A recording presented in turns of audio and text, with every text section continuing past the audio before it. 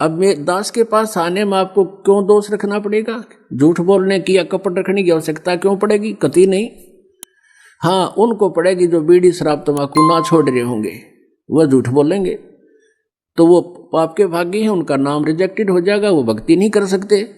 दूसरे वो बोलेंगे जो श्राद्ध श्रुद्ध निकाल दे होंगे या घर में कितना लगो का मूर्ति धर रहे होंगे किसी टूटे टूट के, तो वो भी भक्ति नहीं कर सकेंगे, वो खराब हो जाएगा उनका काम। तो दास आपको इस पॉइंटों से कहेगा कि बीड़ी शराब मांस तंबाकू का भी प्रयोग नहीं करना, आन उपासना नहीं करनी।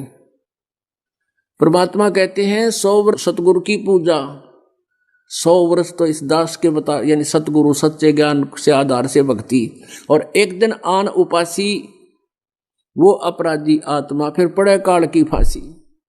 बताओ कितना भयंकर है ये आन उपासना। ये जहर ने क्यों खाओ फिर हम? अब चाहे 10 किलो घी का हलवा बना रखा हो और उसमें एक मुट्ठी बालू रेत घेर दे, सारे का नाश कर दिया उसने, तो क्या फायदा उसका डालने का? तो ये परमात्मा की सच भक्ति का हलवा है। या आन उपासना जो करते फिरते थे हम अन्य देवताओं की, भैरव भूत बेतालना की, ये बालू रेत है, सोच ले यो हलवा में घेर रहे हो तुम, तो कति मूर्ख गिरेगा का नशे वाला। तो ये आपकी अज्ञानता हटाने के लिए सत्संग सुनाए जाते हैं।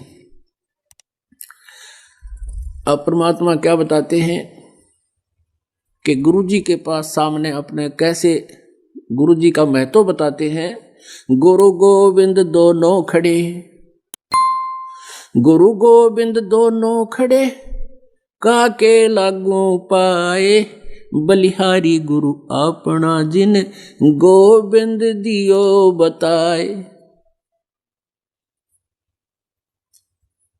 कबीर हरि के रूठता गुरु की शरण में जावे, कहें कबीर गुरु रूठ गए तो हर नहीं होत सहाय।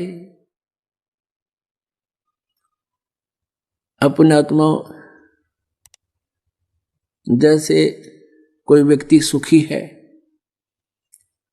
तो आम आदमी भी न्यू क्या करे कि इसका तो राम राज्य है, इसका भगवान राज्य है, और जिस भगवान प्रसन्न है इस पर, और जिसके ऊपर आपदाएं आ रही हैं वो स्वयं कहता है मेरा तो भगवान रूठ गया, मेरा राम रूठ गया।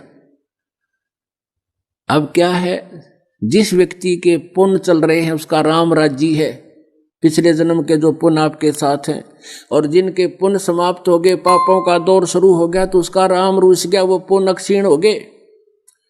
अब जैसे आप कहीं खेतों में काम कर रहे हो, आसपास कोई जल स्रोत है नहीं, गांव से, जैसे राजस्थान अक्षेत्र मरुस्थल में गांव से ही एक मटका भर कर ले जाते हैं। जब तक मटके में जल है तो कोई प्रॉब्लम नहीं, और जब मटके में जल समाप्त हो जाता है तो वो बहुत दिक्कत आ जाती है, प्यासा मरता है। अब मटका जब तक घड़े में जल था तो नो प्रॉब्लम, राम राज्य था, और वो जल समाप्त हो गया तो राम रूठ गया, क्योंकि वो पुण्य खत्म हो गए, वो जल खत्म हुआ। तो उसका क्या तरीका है, फिर वो घड़ा ले जाओ और हैंडपंप पर जाओ और हैंडपंप की सेवा करो, और जल वो पुण्य फिर भर लो, वो जल फिर भर लो, फिर सुखी हो गए। तो जिनके राम रूठ गया, जिनके पुण्य क्षीण हो गए, वो गुरु, जैसे परमात्मा कहते हैं कि वो गुरु के पास जाओ, जैसे गुरु गोविंद दोनों खड़े और काके लागू पाए, बलिहारी गुरु अपना जिन गोविंद दियो मिलाए।